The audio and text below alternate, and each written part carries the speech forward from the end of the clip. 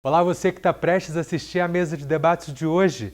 Você sabe que o nosso programa é feito todos os dias com muito carinho para você. Então já te convido para curtir o nosso vídeo, compartilhar os nossos programas nas suas redes sociais e se você ainda não é inscrito no nosso canal, se inscreva para não perder nada do nosso conteúdo. Mesa de debates. Oferecimento Unimed Juiz de Fora. Baixe o aplicativo. Seu plano em suas mãos.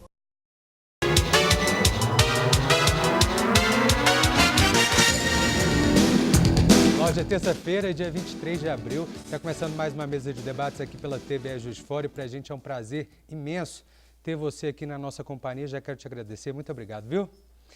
Hoje a gente conversa sobre a prevenção de alergias com a chegada do outono e inverno aqui na nossa mesa de debates. Agora eu apresento para vocês os debatedores do programa de hoje. Tudo bem, Rogério? Tudo bem, Caio? Só alegria. Zé? Só alergia? Hoje o doutor vai ensinar como não ter só alergia, né? Vai sim. Tudo bem, Zé? Tudo bem, tranquilo, né? Um assunto muito importante aí com a mudança de estação. Os cumprimentos aqui ao colega de bancada e os meus cumprimentos também a todas as pessoas que nos assistem e parabéns por ter convidado aí, né, uma pessoa ilustre para falar de assunto tão importante, alergia, né? Isso é muito importante. Verdade. Agora eu apresento para vocês o nosso convidado do programa de hoje. A gente recebe o médico alergista, Dr. Aristeu José de Oliveira. Tudo bem? Tudo bem, boa tarde para todos da mesa. Obrigado pelo convite. Uma boa tarde para aqueles que nos estão assistindo. Espero que eu consiga esclarecer alguma coisa de interessante aqui, trazer alguma coisa interessante para esse debate. Obrigado, viu, doutor? Não tenho dúvidas disso. Bom, o outono já traz um pouco do clima do que será o inverno, com a queda de temperatura, principalmente durante a noite. Essa mudança na temperatura, juntamente com uma umidade relativa do ar mais baixa, pode ser uma combinação favorável para a piora de algumas doenças, principalmente as respiratórias e as alergias. A partir de agora, a gente dá algumas dicas de como evitar esses problemas. Doutor, eu queria que você falasse por que esse período do ano, esses problemas de saúde são mais comuns. Na realidade, as alergias se manifestam durante todo o ano. Mas no outono e inverno há uma piora das alergias respiratórias. E quando eu falo em alergia respiratória, a gente poderia falar principalmente de asma e rinite alérgica. Agora, o que piora isso? Eu costumo dizer que o clima de Juiz de Fora é horrível para quem é alérgico, porque é um clima tropical de altitude, com mudanças bruscas de temperatura, um inverno seco e com baixas temperaturas. O ar frio e seco é o ar que mais agride o aparelho respiratório. Então, um fator seria isso, o ar frio e seco, que vai predominar junho, julho, agosto, né? Por enquanto, nós ainda estamos tendo aí um calor e chuvas ainda, né? O outro problema são as infecções respiratórias. Elas são gatilhos para que as crises alérgicas apareçam, principalmente as infecções por vírus. É claro que aquelas provocadas por bactérias, como sinusites, pneumonias, também são importantes, mas as infecções por vírus, elas são realmente fatores importantíssimos no aparecimento das crises agudas da alergia, porque a alergia respiratória é um problema crônico e que esporadicamente agudiza e que tem que ser tratado tanto no seu aspecto crônico quanto no seu aspecto de agudização. Doutor, realmente é interessante e preocupante, porque eu pessoalmente, né, tenho problema de rinite, já verifiquei que realmente outono e inverno agrava a situação, mas felizmente eu tenho tomado as devidas precauções ultimamente e tenho visto. Eu queria perguntar para o doutor o seguinte: as crianças também são, né, vítimas, vamos dizer assim, dessa mudança aí climática de estação e sofrem muito com alergia. Mas nós estamos perto agora, essa questão de vacinação para gripe, né, viroses e tudo mais, assim, vamos dizer assim, é um fator de que traz mais preocupação. A vacina deve realmente ser realizada por criança, ou deve primeiramente fazer um exame, né, para ver se tem alergia, porque às vezes a pessoa toma a vacina, mas ele é alérgico, em vez de facilitar, a vacina acaba agravando o quadro. Quais são as orientações que o senhor dá para as pessoas nessa época da questão da vacinação? Bom, a orientação inicial é o seguinte, que o alérgico ele é um grupo de risco e ele deve tomar essa vacina anti-influenza. Reações alérgicas às vacinas podem ocorrer.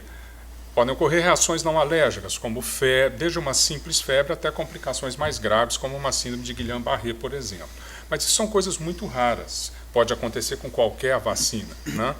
Agora, alergia à vacina, a gente tem um porém. A pessoa que é alérgica a ovo, muito alérgica a ovo, os parâmetros da Academia Americana de Alergia e Imunologia, eles dão diretrizes para que você possa aplicar ou não essa vacina.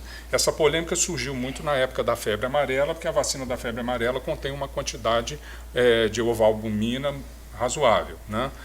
Agora, existem outros componentes na vacina que são componentes assim ocultos, que existem, todo mundo sabe que existe, mas ninguém fala sobre eles. Algumas vacinas nós encontramos inclusive antibióticos nessas vacinas, que podem dar alergia.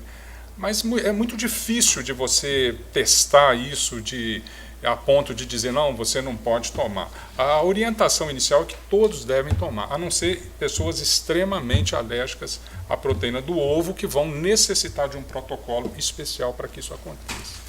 Bom, doutor, existe uma escala de alergia?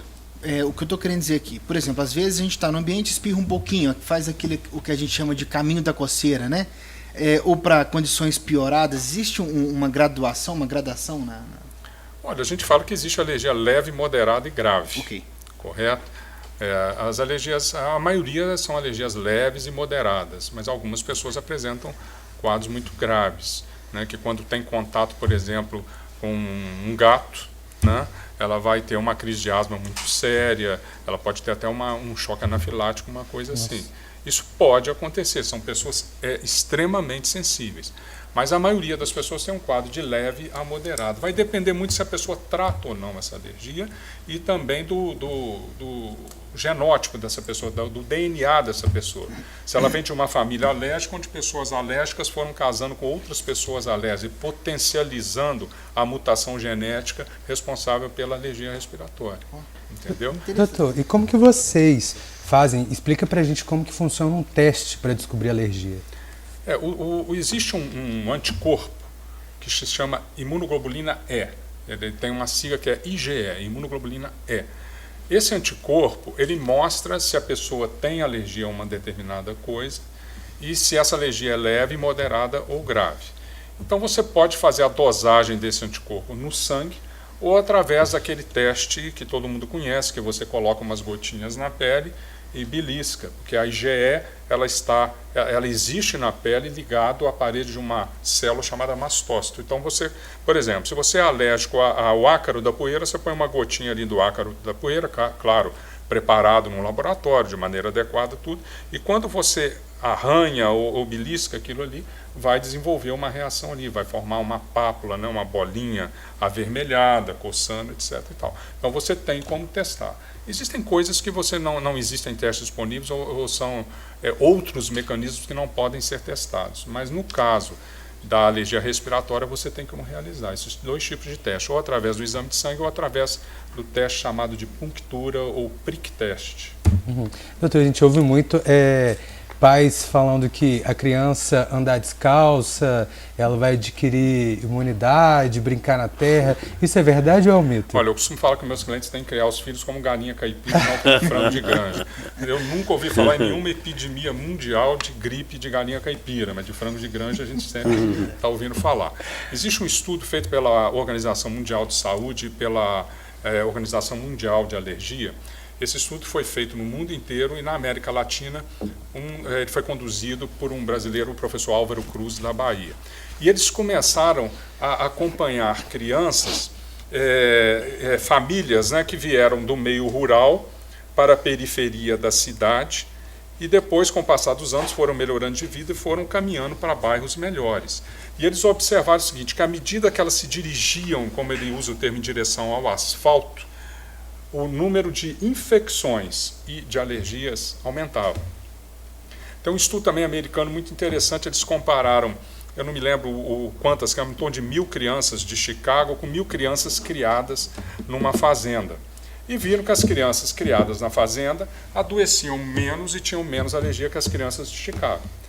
Anos depois eles pegaram essas crianças criadas em fazenda e compararam com crianças Amish. Os Amish são aquela, né, se o telespectador não sabe, é um grupo americano que não utiliza energia elétrica, o arado deles é manual, são uns barbudos, comida só natural. Comida natural, e viram que as crianças Amish adoeciam menos que aquelas crianças de fazenda, porém aquela fazenda americana normal, mecanizada, etc., estudavam na escola e tudo mais. Então é muito interessante.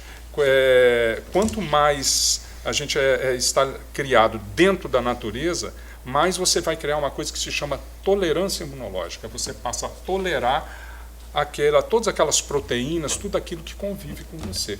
Quanto mais você é criado dentro de uma bolha, na hora que você sai da bolha, você começa a reagir de modo assim alérgico, sensibilizado a várias coisas também. Bom, doutor, eu acredito que aquelas avós da roça agora ficaram muito felizes, né, com o aval do senhor. Mas obrigado pela conversa até agora. Eu vou pausar nosso debate aqui e a gente já volta com a mesa.